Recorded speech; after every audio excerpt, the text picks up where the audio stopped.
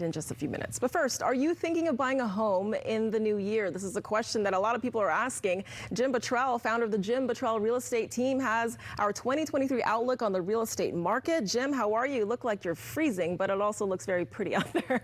You know, what's funny is you just put that picture up of the Beagle's Nest in Big Bear. I'm in Big Bear right now, and I just had to share this spectacular, beautiful first morning of 2023 with you guys. So I set up out here, and yeah, I'm freezing my butt off. But okay, well, I won't keep you too long then out there. Well, let's talk real estate. I also am a licensed real estate agent myself, so I deal with these questions of clients and people that just want to know, where is this market headed, and how much longer should they stay on the sidelines? Of course, interest rate is the talker here, but also prices in San Diego don't seem to come down that much. Well, they did actually come down from May of last year. The peak in May of last year, they came down about 17%. And that was 100% driven because of the interest rates getting artificially increased by the Fed, because they finally realized that inflation wasn't transitory, that it was real. And they decided they needed to attack it pretty hard. So when interest rates went from the mid 2s to the mid 7s, well, that had a pretty bad effect on the real estate market.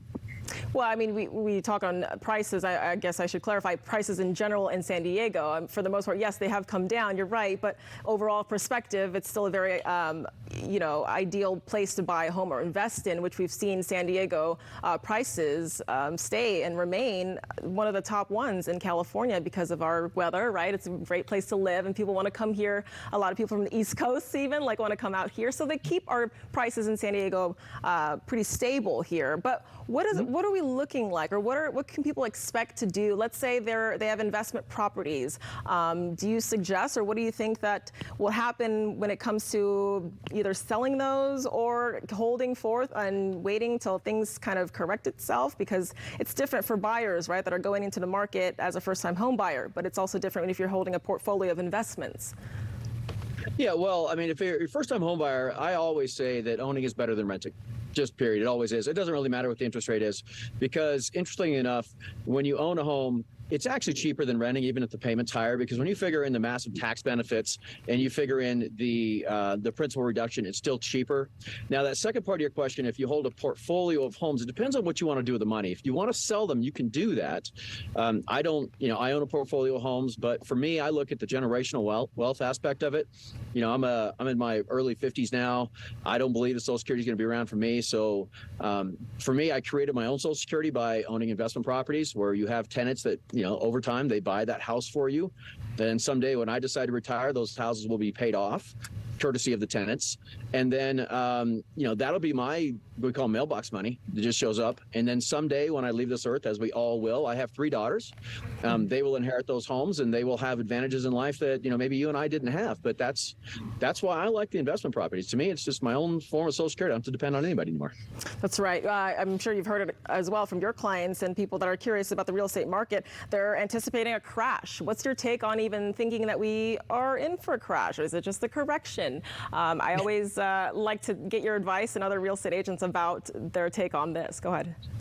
Okay, so for 2023, I hear, and I see these YouTube videos and stuff like this all the time. All these people just, the sky is falling, it's going to be a crash, and all these comparisons of today's market to the market back in 2007.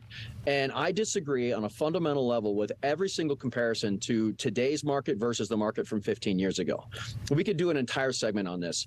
There are almost no similarities to today's market to what happened 15 years ago. But, to answer your question, 2023, the question that everybody wants to know is what's going to happen to home prices in 2023?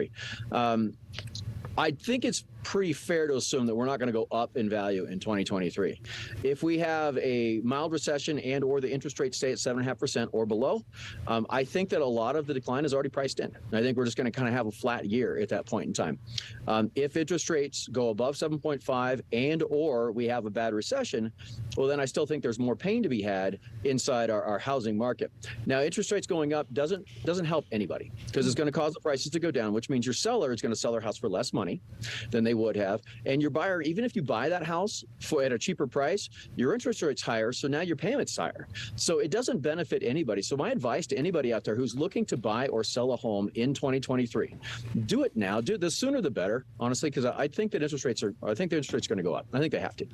We always emphasize more so on the buyer's side, right? But I also want to touch base on the seller's side. As we all know, it's typically a slow market during the winter season, but spring is usually when it picks up again. What's your take and your advice that you give on sellers thinking about putting their house on the market? Do you think it's the same transition as it was prior to spring markets in the past? Will we see that spring influx again in sellers market, or are you at the, what is your take on giving advice to sellers at this point? They're maybe anticipating putting it up. There's a lot of advice out there. I think that interest rates are going to go higher. So sellers don't just sell a home and then become renters. That almost never happens. Usually if it does happen, there's an external circumstance that happened. So they're going to sell a house and they're going to buy a house. I think interest rates are going to go up. So that's just going to cost them more. You talked about the seasonality of it. Yeah. Starting around Thanksgiving all the way through, as I just call Super Bowl, the holiday seasons, including Super Bowl as a holiday, that's when buyers tend not to be in the market. But this coming year is going to be different than most because there aren't going to be a lot of buyers out there because interest rates are just so high. People just haven't become used to it yet. They will become used to it, but they're just not used to it yet. But to offset that, there's just not going to be that many sellers either because pretty much most people who own a home today have owned it for more than 8 months, which means that those people, most people, have an interest rate that starts with a 2 or a 3. They're going to be very, very reluctant to give up that house, that interest rate that has a 2 or a 3. I mean, I had a saying not too long ago where I said, I used to love my home, but now I love my interest rate. And people are not going to want to sell their house. So while there's going to be very few buyers this year, there's also going to be very few sellers. And that could actually balance each other out and not be so bad for the housing price. It can be really bad for anybody in the real estate industry. That's title, escrow, realtors, all their staffs, everything's going to be really bad. There's going to be about half as many transactions as there were last year. So that's my prediction for the year. Well, thank you, Jim, again for joining us and giving us some real estate advice. Obviously, it's a case-by-case situation for every client, right, on their financial standpoint. But nonetheless, thank you for all that advice, and stay warm out there. Oh, I'm going to go back inside now. All right, take care. Below 30 out here. It's cold. Happy New Year.